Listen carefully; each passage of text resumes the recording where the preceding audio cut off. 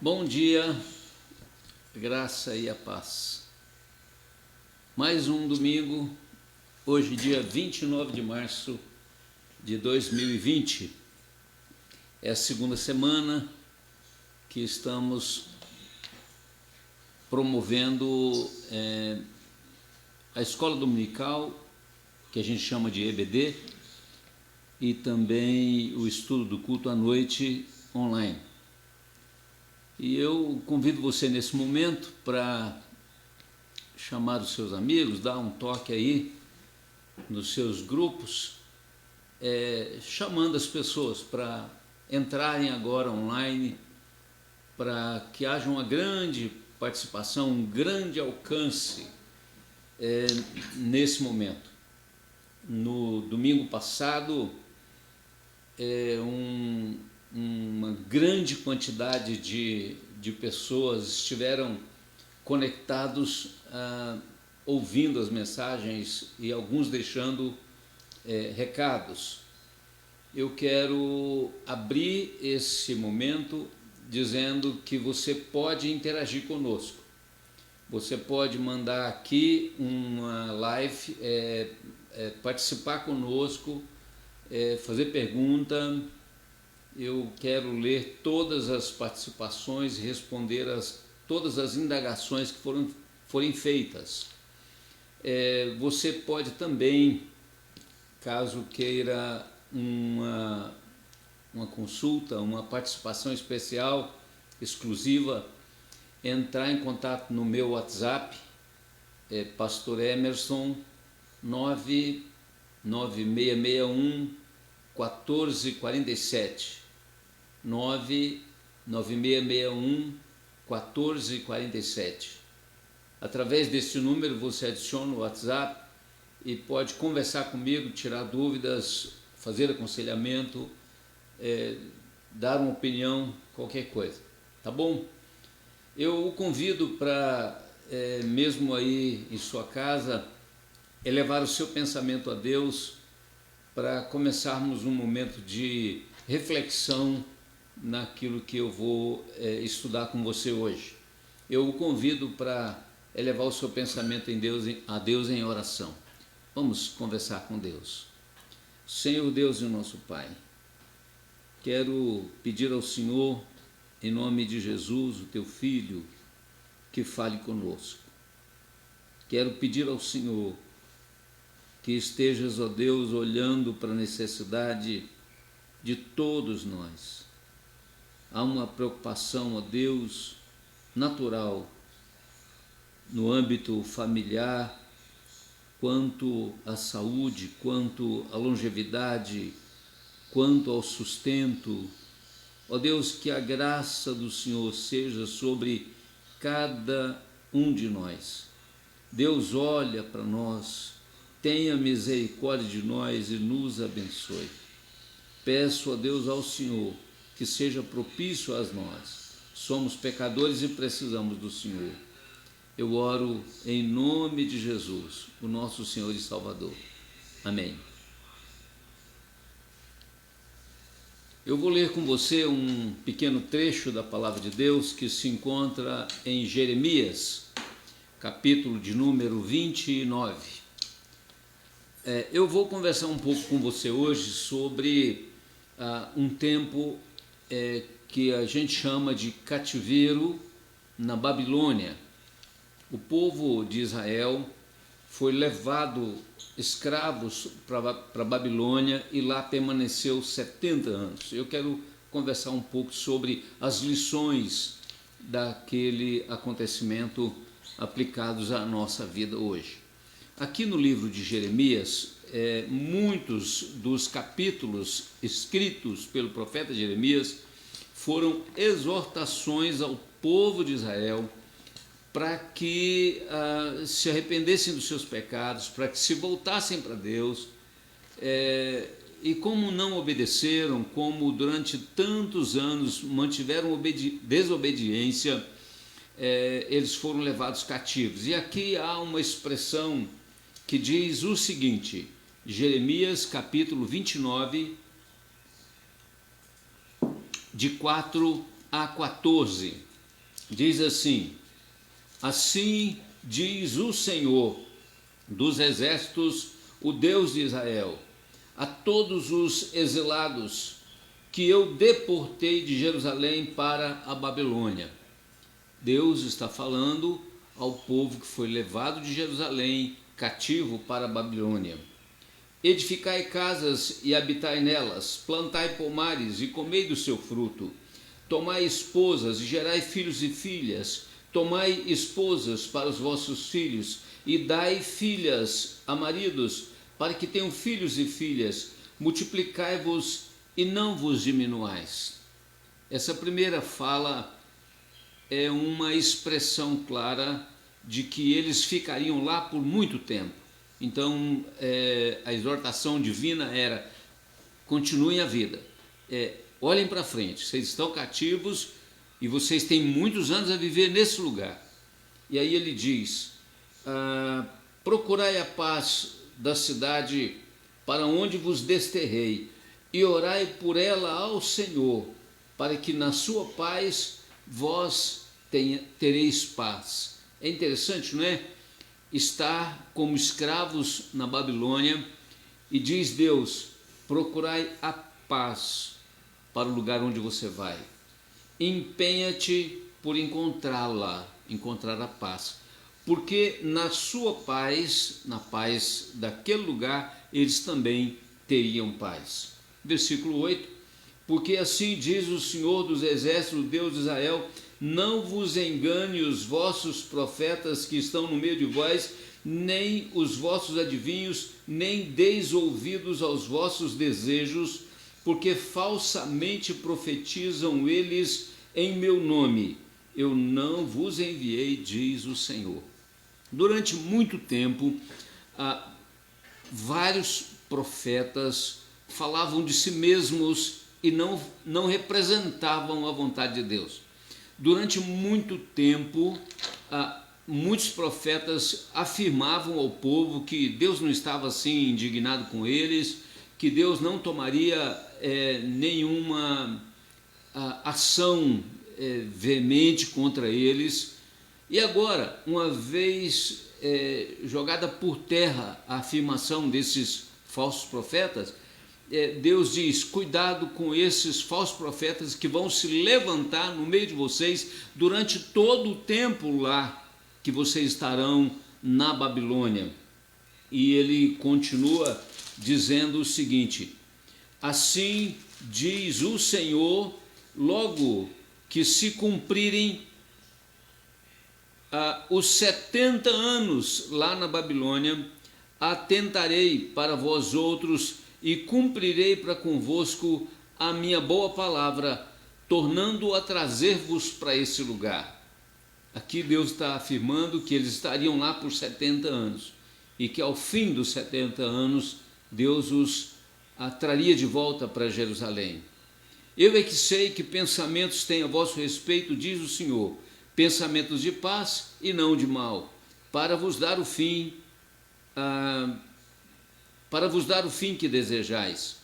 Então me invocareis, passareis a orar a mim, e eu vos ouvirei. Buscar-me-eis e me achareis, quando me buscardes de todo o vosso coração. Serei achado de vós, diz o Senhor, e farei mudar a vossa sorte. Congregar-vos-ei de todas as nações, de todos os lugares, para onde vos lancei, diz o Senhor. Tornarei a trazer-vos ao lugar donde vos mandei para o exílio. Até o final do verso 14.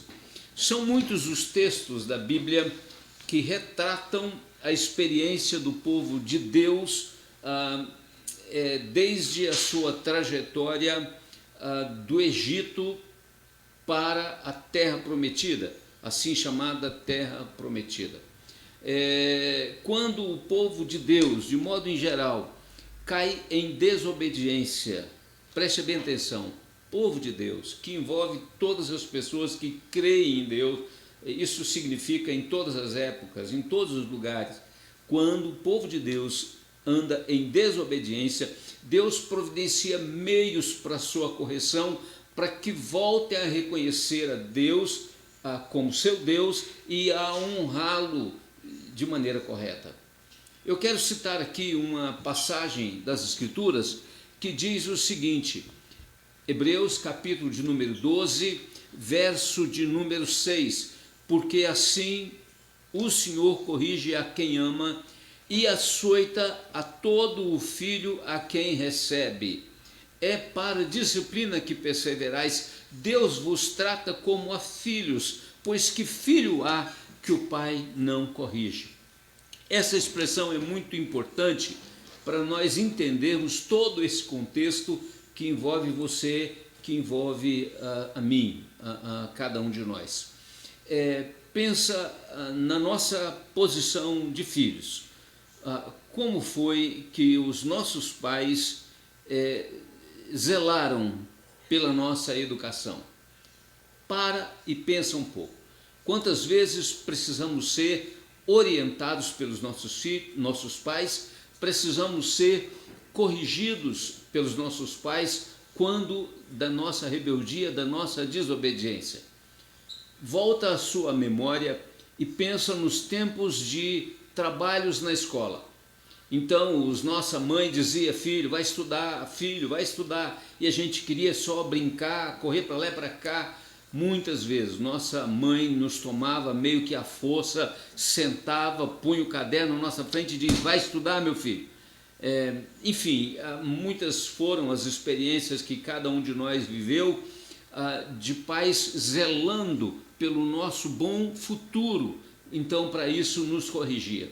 Quando de desobediência, eles nos exortavam, corrigiam, ensinavam o certo e o errado.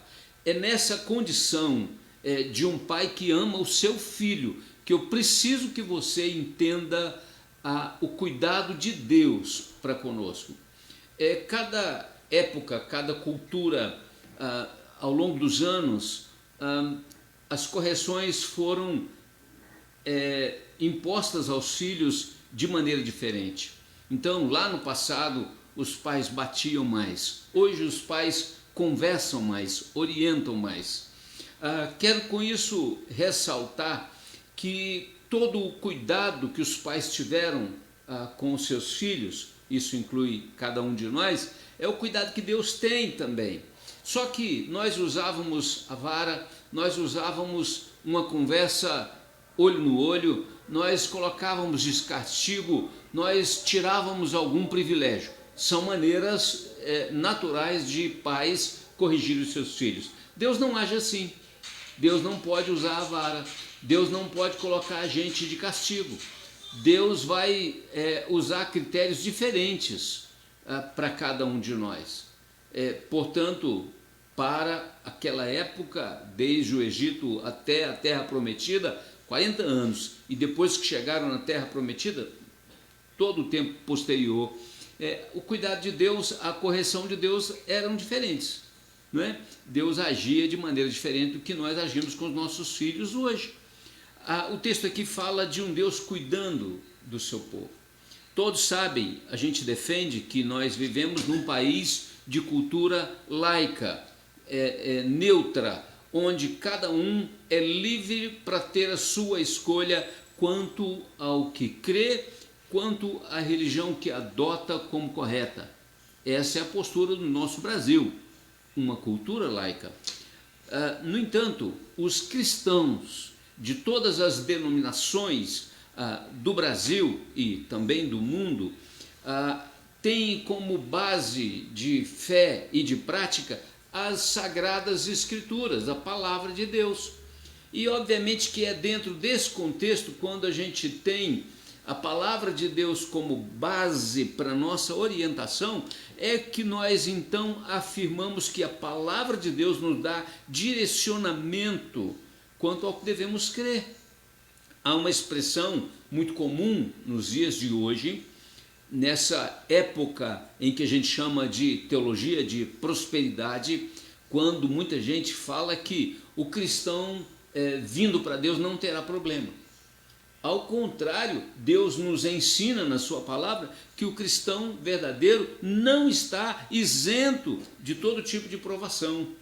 Há uma expressão que o apóstolo Paulo escreveu a um filho na fé chamado Timóteo, que diz assim: todos quantos querem viver piedosamente em Cristo Jesus serão perseguidos. 2 Timóteo capítulo 3, versículo 12. Então, se a gente quer ser fiel a Deus, genuinamente, se a gente quer ser fiel a Deus de todo o nosso coração, certamente nós seremos criticados, certamente pessoas vão nos deixar de lado, pessoas vão nos taxar de quadrados, de bitolados, assim por diante. Sem dúvida nenhuma, quando queremos ser fiéis a Deus, quando somos fiéis a Deus, de alguma forma somos perseguidos e passamos por diversos tipos de tribulação. Sempre enfrentamos grandes desafios na nossa vida cristã.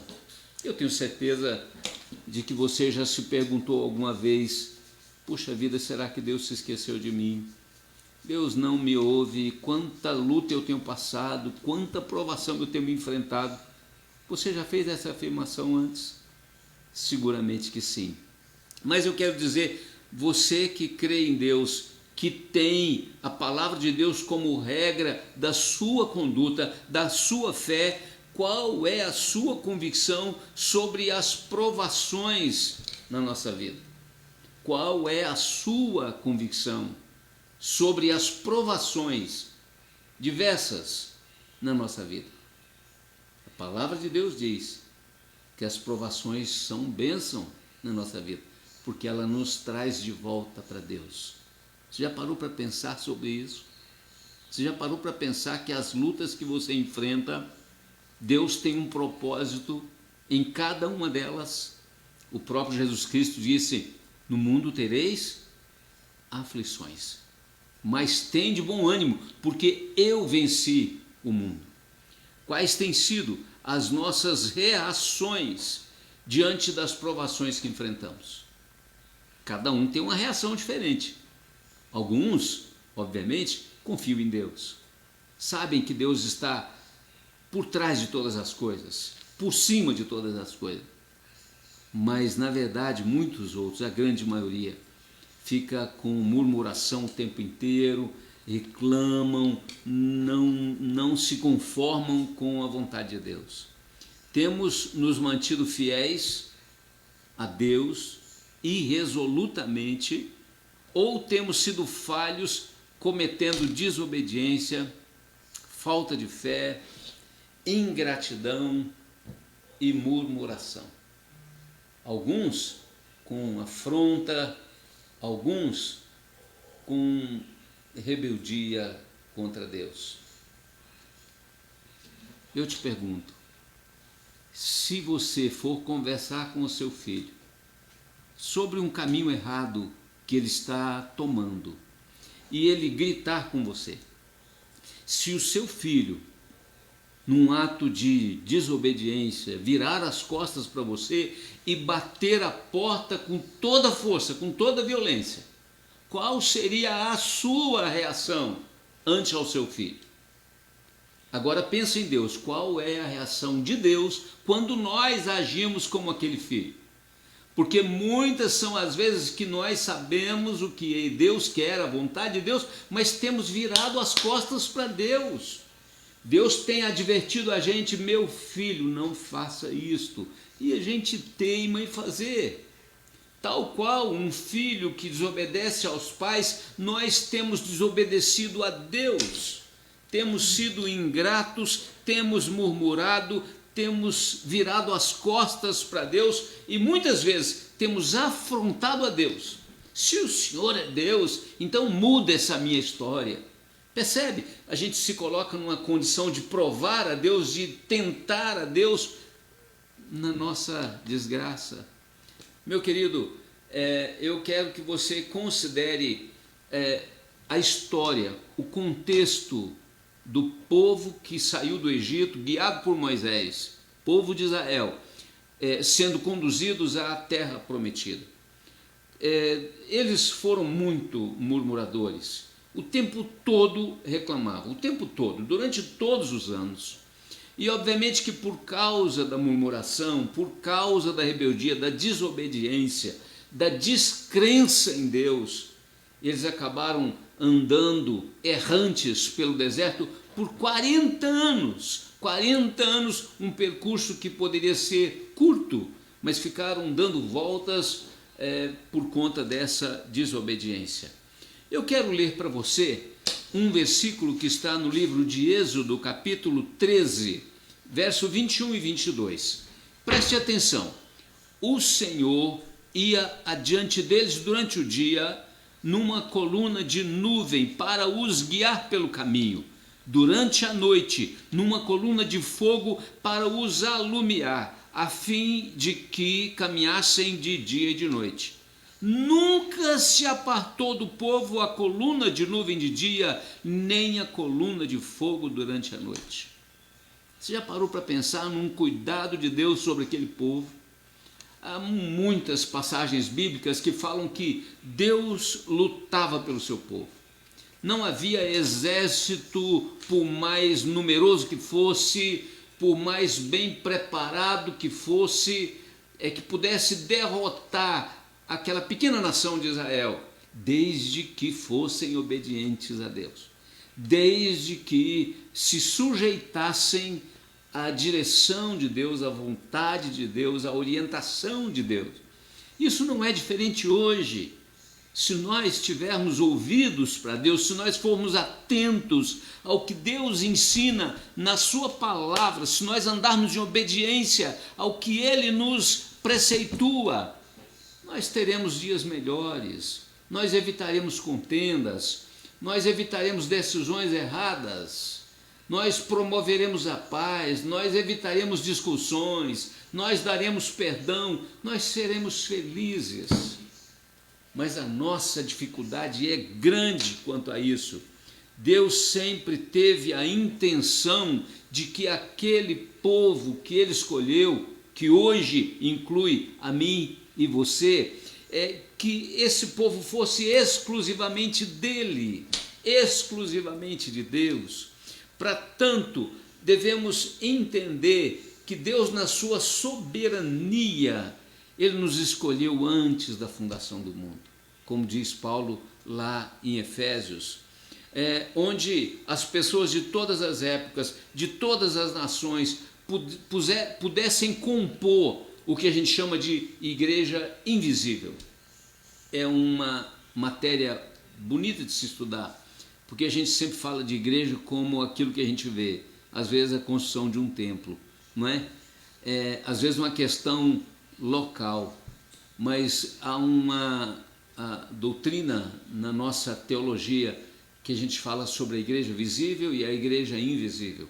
A igreja invisível, ela é eminentemente espiritual, ela é composta daquele crente fiel, daquele crente que é consagrado de verdade a Deus. E essa igreja invisível inclui todos os crentes de todas as épocas, de todas as nações, de todos os tempos.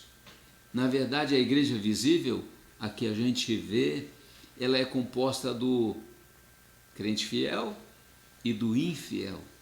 Mas a visível, que é a invisível, melhor dizendo, é composta apenas daquele crente fiel, aquele a quem tem prazer de obedecer a Deus. Eu quero destacar o que apóstolo Pedro escreveu sobre isso.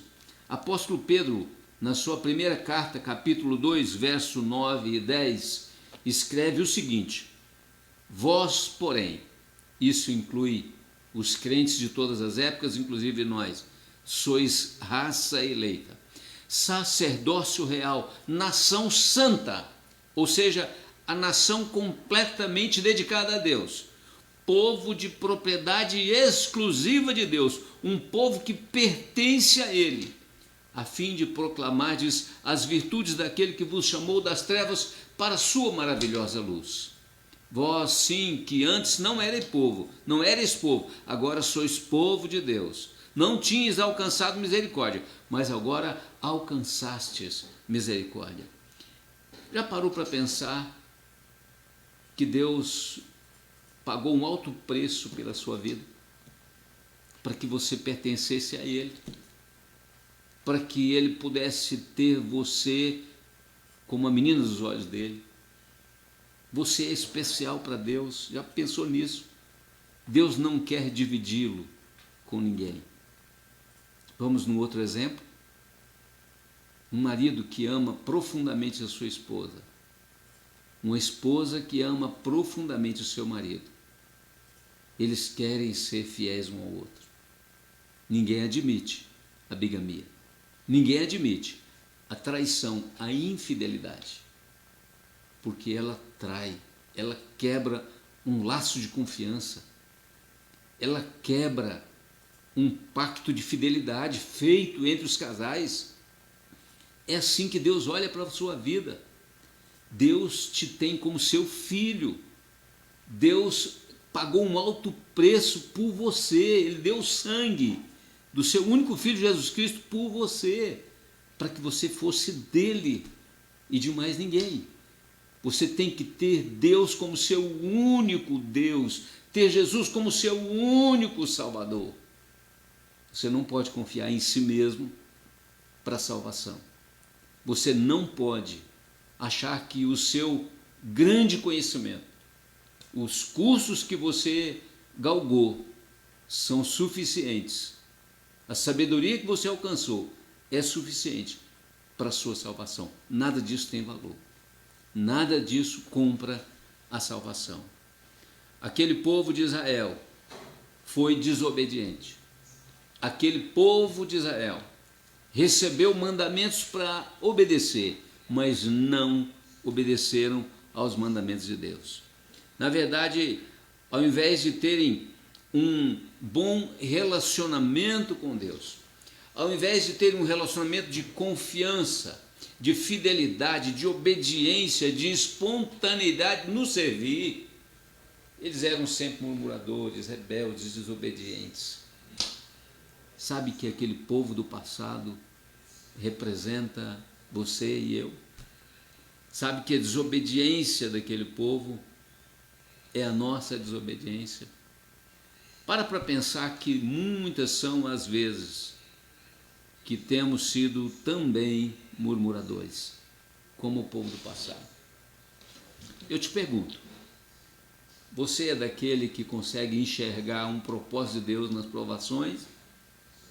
Ou você é daquele que está sempre murmurando da experiência que você está passando? Entre em contato conosco aí pelo seu celular, mande uma mensagem. Pastor, eu sou daquele povo que obedece.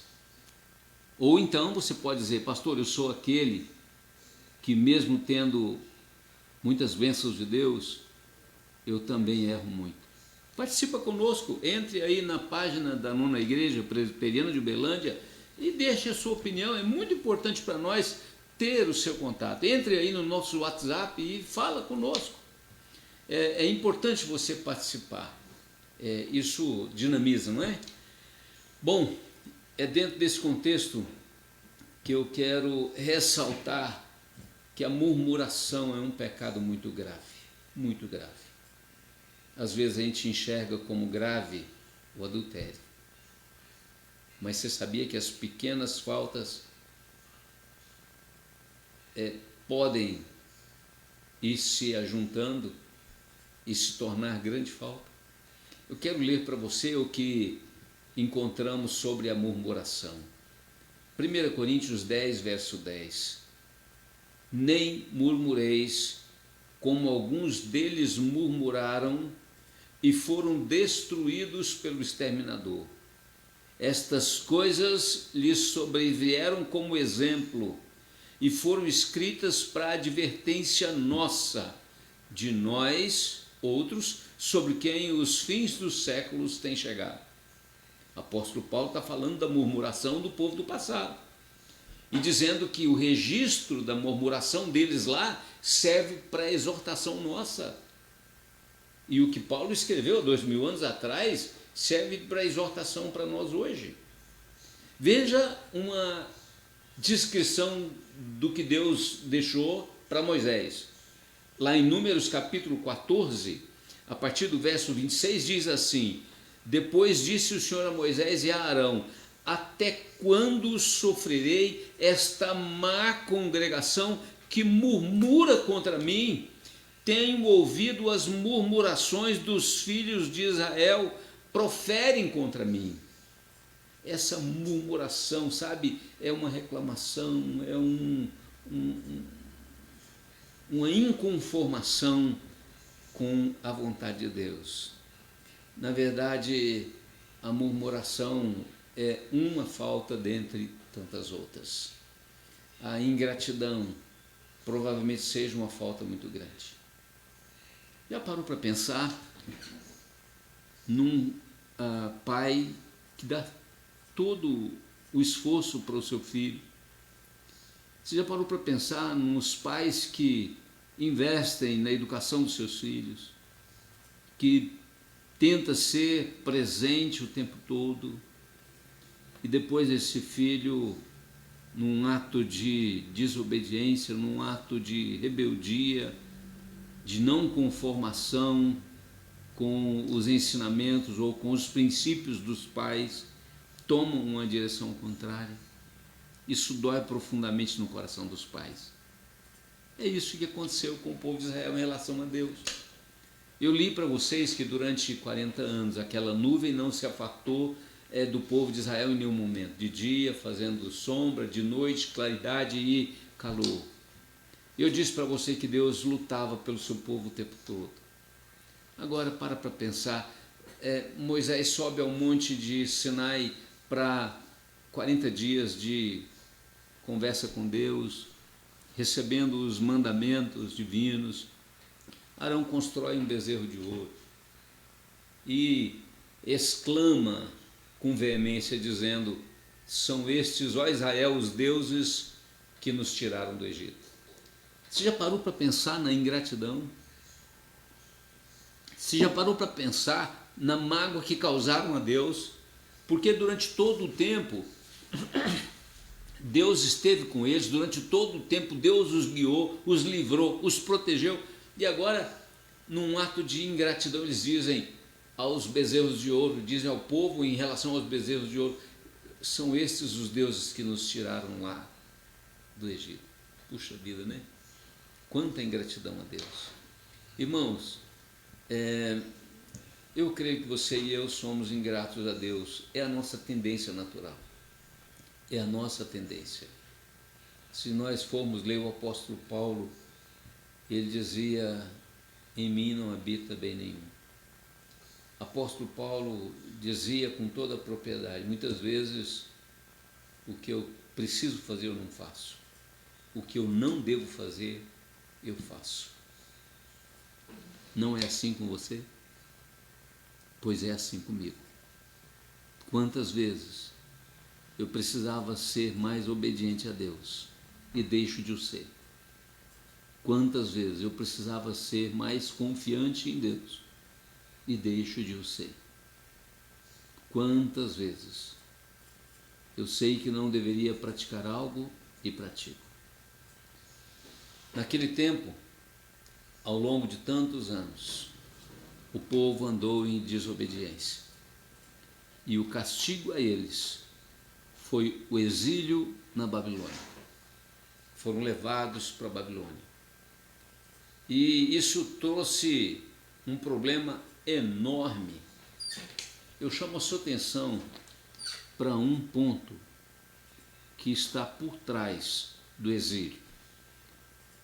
Todo mundo gosta de onde foi criado. Todo mundo gosta da sua cultura, da sua família, do seu hábito alimentar e assim por diante.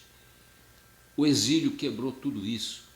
O exílio trouxe derrota, trouxe morte, trouxe separação entre os parentes, trouxe a vergonha, a humilhação, o subjugo, a fome, a saudade de casa, a saudade dos seus costumes, a saudade da sua cultura, a saudade da sua alimentação, e também até a própria língua foi mudada, porque eles agora tinham que falar a língua dos caldeus, lugar onde eles foram levados. O exílio trouxe dor, trouxe tristeza de alma, Deus não vai exilar a gente, mas Deus pode promover situações que traga dor na nossa alma. Você já parou para pensar o que é dor na alma? Davi, para expressar isso, ele fala assim: enquanto calei e não confessei os meus pecados, envelheceram os meus ossos pelos meus constantes gemidos todo dia. Sabe quando dói a alma? Parece que dói os ossos. Só uma volta para Deus pode trazer cura. Só a comunhão com Deus pode trazer realização, alento, paz, felicidade, prosperidade. Prosperidade em todos os sentidos e não só financeiro. Precisamos reconhecer a vontade de Deus e precisamos voltar para a vontade de Deus. Como conhecer a vontade de Deus? Esse é um ponto muito importante. Quem me ouve agora são pessoas do mundo todo. E provavelmente muitas das que estão me ouvindo não frequentem uma igreja cristã. Portanto, eu quero dizer que a conhecer a vontade de Deus, você precisa conhecer a palavra de Deus. E com um detalhe, em sua correta interpretação, não uma interpretação tendenciosa ou parcial. Eu aprendi no seminário que um texto fora do contexto vira um pretexto. Portanto, se você quer conhecer a vontade de Deus, procure conhecer a palavra de Deus como um todo sobre aquele assunto. Hoje, por exemplo, se você falar sobre a separação conjugal, sobre o divórcio, a cultura ensina que é normal. Para Deus não é normal. Deus permite, mas não é o prazer de Deus. O prazer de Deus é a reconciliação. O prazer de Deus é a estabilidade familiar e conjugal. O prazer de Deus é a felicidade da nossa família. A separação, o divórcio, deve ser a última decisão a ser tomada, e não a primeira. Então percebe que a diferença do que a cultura ensina e o que a palavra de Deus ensina é grande. Portanto, eu o convido a olhar a palavra de Deus com zelo. Olhe a palavra de Deus, se debruce, procure entender os assuntos que estão aí na sua mente dentro do quesito fiel interpretação da palavra.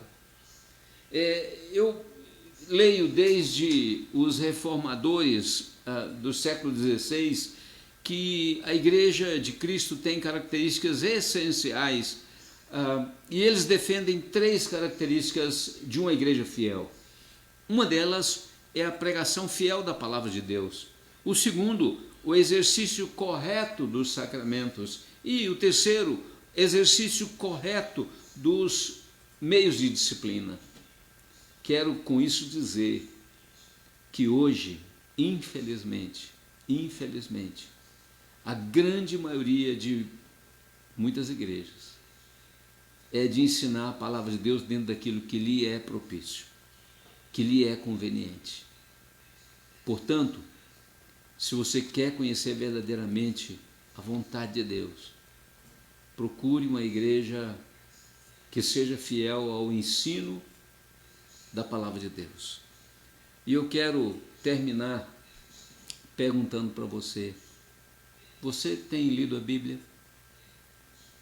Você sabia que a escola bíblica dominical, nós chamamos de EBD, é um instrumento importantíssimo para nos ensinar a palavra de Deus?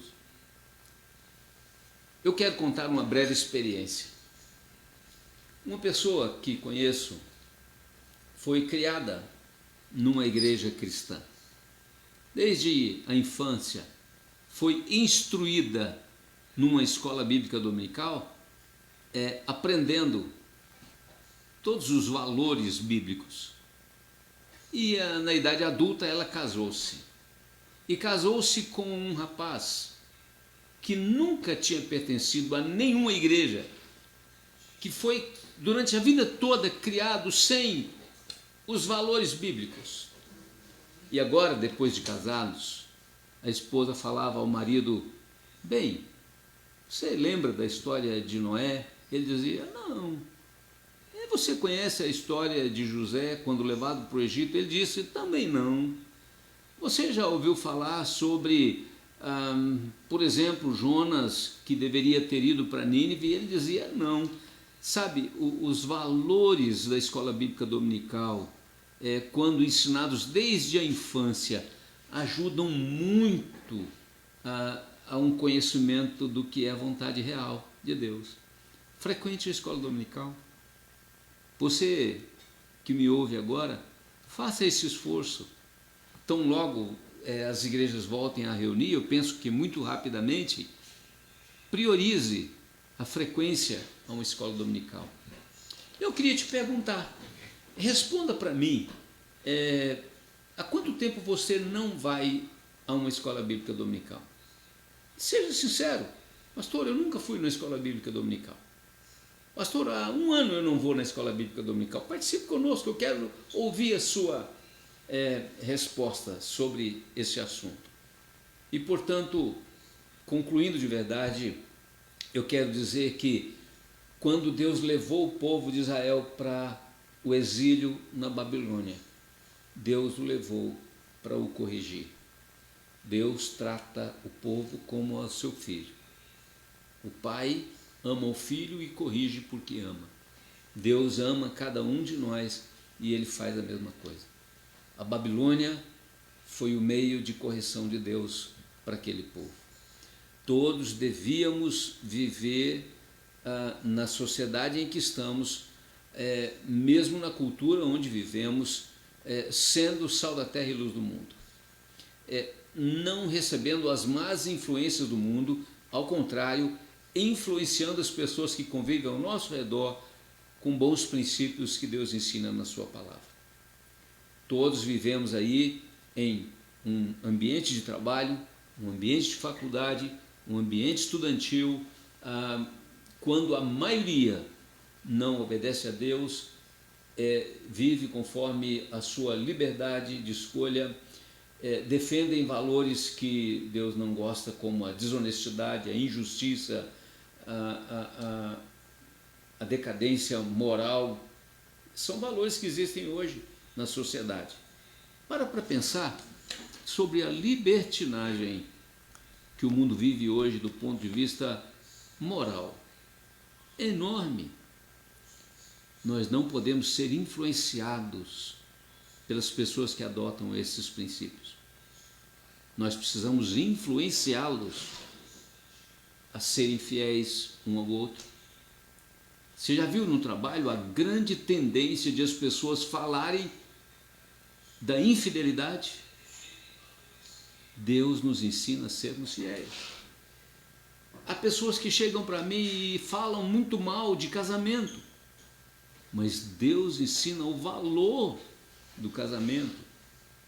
Sabe, quando as pessoas vivem num contexto em que elas difamam de quem lê a Bíblia, de quem vai a uma igreja, de quem não vai a uma festa para, entre aspas, curtir a vida. Portanto, que a gente viva nesse mundo de hoje, sendo sal da terra e luz do mundo. Me responda, por favor.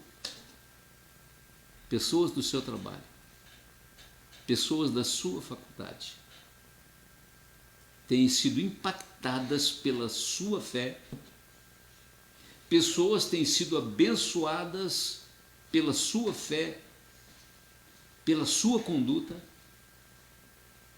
Participa conosco, dá um feedback para a gente, se você é influenciado ou se você influencia. É muito importante que a gente entenda dessa forma. Apóstolo Paulo escreveu de uma maneira muito ilibada, muito criteriosa em Romanos. E ao final, no capítulo 12, ele diz assim: rogo-vos, pois, irmãos, pelas misericórdias de Deus, que apresenteis o vosso corpo como sacrifício vivo, santo e agradável a Deus, que é o vosso culto racional. E não vos conformeis com este século, mas transformai-vos pela renovação da vossa mente, para que experimenteis qual seja a boa, agradável e perfeita vontade de Deus. Portanto, a orientação dele é que não nos conformemos com este século, com este mundo, mas que nós estejamos sendo transformados por uma renovação de mente que Deus dá a todos nós. Deus te quer de volta. Deus te convida, te exorta ao arrependimento. Deus te chama a ser humilde, a ter um coração contrito. Deus quer abençoar você, Deus quer abençoar a sua família. Ele te trata como um pai trataria um filho. E por isso, eu preciso que você observe a importância de nós sermos obedientes a Deus. Deus tem verdadeira felicidade e verdadeira paz para nos dar. Qual é a sua decisão? Deus te abençoe. Te aguardo hoje às 19 horas para mais um momento de estudo da Palavra de Deus. Certo? Sou pastor da 9ª Igreja Presbiteriana de Uberlândia, que fica aqui no bairro Granada, próximo ao Camaru, Rua Agripino Valeriano da Silva, 171. Os nossos cultos são domingo às 19 horas, sexta-feira, culto de oração, 19 horas e 30 minutos, e escola bíblica dominical no domingo às 9 horas da manhã. Temos muitos grupos familiares, grupos de comunhão, células, espalhadas pela zona sul aqui de Uberlândia. Se você quiser participar de um pequeno grupo da nossa igreja, entre em contato comigo, mande uma pergunta: onde há um grupo perto da minha casa? E eu vou responder a você. Os nossos grupos de comunhão têm sido uma bênção, maravilhosos, encontros tremendos para a vida de todo mundo que participa. Vai ser uma honra receber você conosco, tá bom? Deus te abençoe e te guarde. Eu quero dar uma palavra final aos membros da 9ª Igreja Presbiteriana de Uberlândia. Não deixem de fazer a sua contribuição. É muito comum, durante a escola dominical e o culto, trazermos o nosso dízimo e a nossa oferta. E agora, como não estamos congregando, você precisa fazer um depósito, uma transferência bancária das suas ofertas e dos seus dízimos. A igreja tem vários compromissos importantes, inadiáveis, e nós dependemos da fidelidade dos membros da igreja. Aqueles que não são membros da igreja que me ouvem, podem contribuir porque é um ato espontâneo, mas não é a sua obrigação. Esse é um desafio, é um dever daqueles que são membros da igreja. Mas todo mundo sabe que mais bem-aventurado é dar do que receber. Portanto, se você que não é membro da igreja quer dar um dízimo, quer fazer a sua oferta, será muito bem-vindo também. A causa de Deus, ela precisa da fidelidade de todos nós. Isso é sinônimo de reconhecimento de que tudo vem de Deus. É um gesto de gratidão pelo muito que Deus nos dá. Então, procure os pastores da igreja, procure a secretária da igreja, para poder fazer essa consagração do seu dízimo e da sua oferta.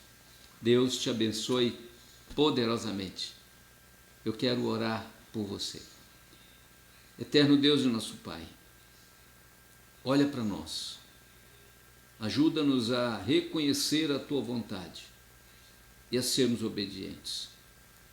Ó Deus, a desobediência leva a uma consequência, ao castigo, à correção, Ajuda-nos, ó Deus, a andar em obediência, para que não colhamos resultados ruins na nossa vida.